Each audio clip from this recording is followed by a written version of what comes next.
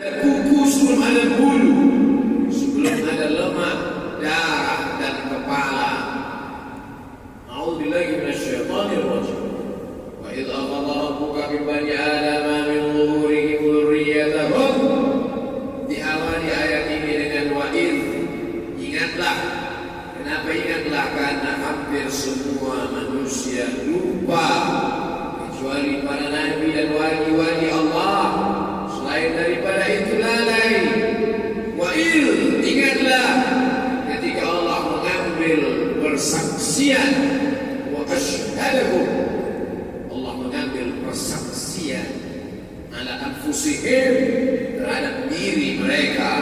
Saat itu Allah bertanya dengan satu pertanyaan, alastu bi rabbikum, alastu bi rabbikum, bukankah aku Rabb kamu? Semuanya menjawab serentak dengan satu jawaban, bala syahidna, ya kami bersaksi engkau adalah Rabb kami. Antakum yaumul qiyamah, tapi nanti pada hari berakhir, hari kiamat, kalian akan berkata, inna kunna an hadza ghafilin. Kami tidak ingat, kami lupa, kami lalai. Oleh sebab itu laki-laki yang tidak dalam keadaan sakit, laki-laki yang tidak ada uzur, laki-laki yang sehat zahir dan batin, wajib datang ke masjid, mendengarkan khutbah Jumat. Man tarakal Jumu'ata thalatha maratin, siapa yang meninggalkan salat Jumat 3 kali berturut-turut tahunan karena sepele, meremehkan salat Jumat, taba'allahu ala qalbi, Allah mengunci hatinya. Inilah laknat di atas laknat. Miskin bukan laknat, boleh jadi miskin terbaik menurut Allah. Sakit bukan laknat, boleh jadi sakit cara Allah menghapuskan silap salah dan dosa. Laknat adalah ketika hati terkunci, telinga tersumbat, mata tertutup. Khatamallahu ala qulubihim wa ala sam'ihim wa ala absarihim ghishawah. Itulah laknat di atas laknat. Maka kita diingatkan lagi, wahai makhluk yang lalai, wahai makhluk yang lupa, wahai makhluk yang tidak ingat, bahwa engkau pernah diambil persaksian di hadapan Allah. Engkau berkata, bala syahidna, kami bersaksi hanya Allah saja Rabb kami yang mencipta kami, Allah yang memberikan rezeki, Allah yang menghidupkan dan mematikan kami, Allah. Sekali la ilaha illallah, sampai mati la ilaha illallah, kalimatu haqqin 'alaiha nahya, dengan itu kami hidup, wa 'alaiha namutu, dengan itu kami mati, wa biha nub'ats, dengan itu juga kami nanti akan dibangkitkan di padang mahsyar menghadap Allah Subhanahu wa ta'ala. Kalau sudah kau katakan la ilaha, la ma'budu bihaqqin illallah, tidak ada yang disembah sebenar-benar disembah illallah kecuali Allah. Ini persaksian yang pertama. Jangan sampai kita mengkhianati persaksian, karena semua akan ditanya di hadapan Allah. As-sam'a, pendengaran, wal basar, penglihatan, wal fu'ad, hati dan pikiran, kullu ulaika kana mas'ula, semua akan disoal, semua akan ditanya. Ingatkah engkau tentang persaksian? Itulah mengapa muazzin mengumandangkan asyhadu an la ilaha illallah,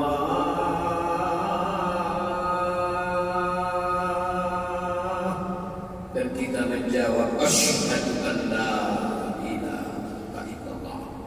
Jauh sebelum muadzin mengumandangkan azan di masjid, 30 tahun yang lalu, 40 tahun yang lalu, ayah mengazankan buah hati melayani jiwa ke telinga kanan anak. Asyhadu an la ilaha illallah,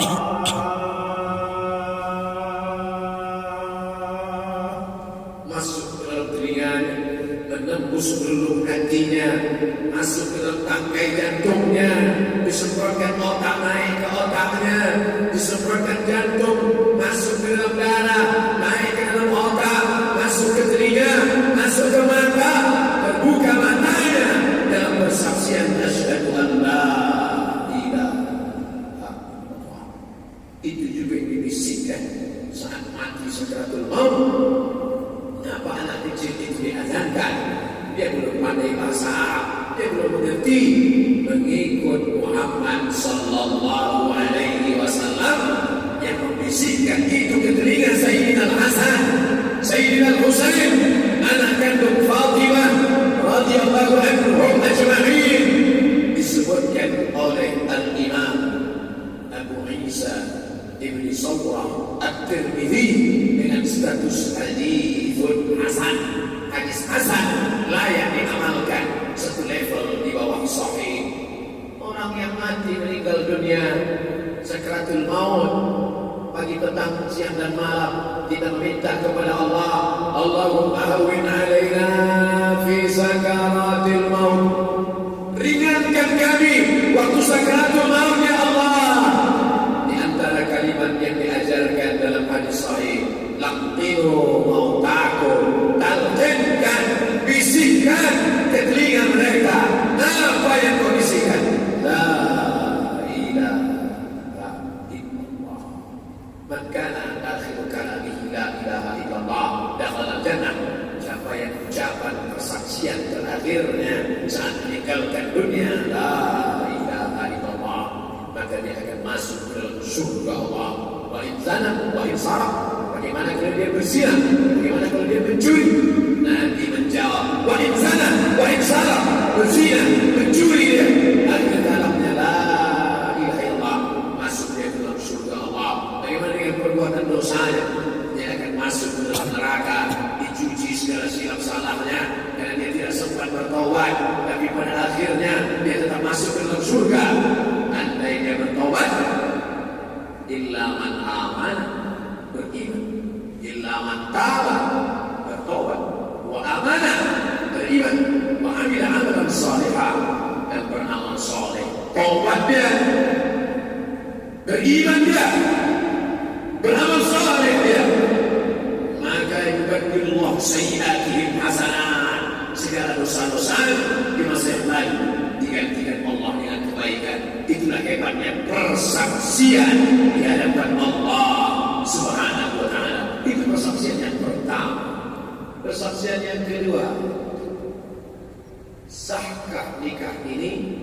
Maka dua saksi menjawab sah. Saksi yang kedua menjawab sah.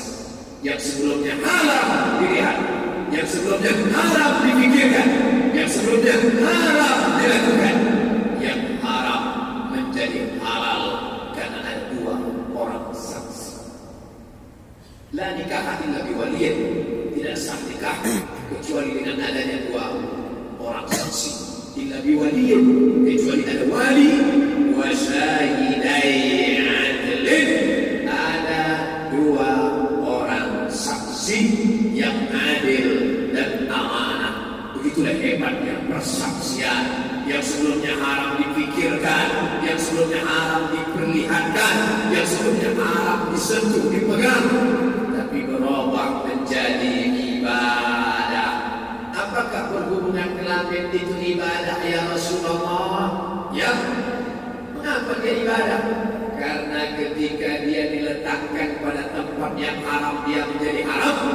Maka ketika diletakkan di tempat yang halal, dia menjadi ibadah. Dan dia menjadi halal karena adanya persaksian. Saksi bukan sembarang saksi. Saksi kan mesti saksi yang adil dan amanah. Saksi di hadapan Allah, saksi menghalalkan yang haram di hadapan manusia. Saksi yang pertama sudah, saksi yang kedua sudah, tapi ada saksi yang ketiga. Inilah banyak manusia yang terjerumus dalam perbuatan haram yang dilaknat Allah. Ala adullukum ala akbaril kabair, maukah kalian kutunjukkan dosa terbesar di antara dosa yang besar? Mau? Apa itu ya Rasulullah? al-isyraku billah, mempersekutukan Allah. Ada Lata, ada Musa, ada Manat, ada Hubal, ada Jibti, ada Tawud, ada Na'am. Alhamdulillah, kita sudah selamat dari dosa besar yang pertama, karena kita tidak lagi menyembah pokok kayu, menyembah hantu, menyembah Lata, menyembah Musa, menyembah setan, menyembah jin. Syirik yang pertama kita selamat. Yang kedua, dosa terbesar di antara dosa besar, uququl walidain, durhaka pada orang tua. Alhamdulillah, dosa besar nomor 2 pun selamat. Kita cium tangannya, kita peluk tubuhnya yang rapuh, kita berikan makanan kesukaannya. Apapun dia katakan, kita ikut, kita taat, kita patuh. Kita tidak termasuk orang yang melakukan dosa terbesar nomor 2. Tapi ada orang yang selamat dari syirik, selamat dari durhaka, tapi terjerumus pada persaksian yang ketiga, sekaligus dosa terbesar di antara dosa besar nomor 3. Begitu dikatakan Syekh Yusuf Al-Qaradawi dalam kitab Min Fiqh Daulah, dicetak oleh Perpustakaan Darussyuruh Beirut. Dosa terbesar di antara yang besar, persaksian yang ketiga, saat engkau bersaksi memilih pemimpin dalam dunia demokrasi, menunjukkan persaksian saat kertas engkau tusuk, saat gambar engkau coblos. Itu bukan sekedar menembus kertas dengan paku, tapi saat itu engkau sedang bersaksi, aku hamba Allah, aku yang bernafas karena Allah, aku yang berjalan di atas muka bumi Allah, jantungku ciptaan Allah, aku milik Allah. Hari ini aku bersaksi atas nama Allah bahwa orang ini layak aku pilih menjadi pemimpinku, layak aku pilih menjadi wakilku, layak aku pilih untuk menyalurkan aspirasiku. Sesungguhnya itu adalah persaksian di hadapan Allah. Siapa yang menyaksikan di dalam kota?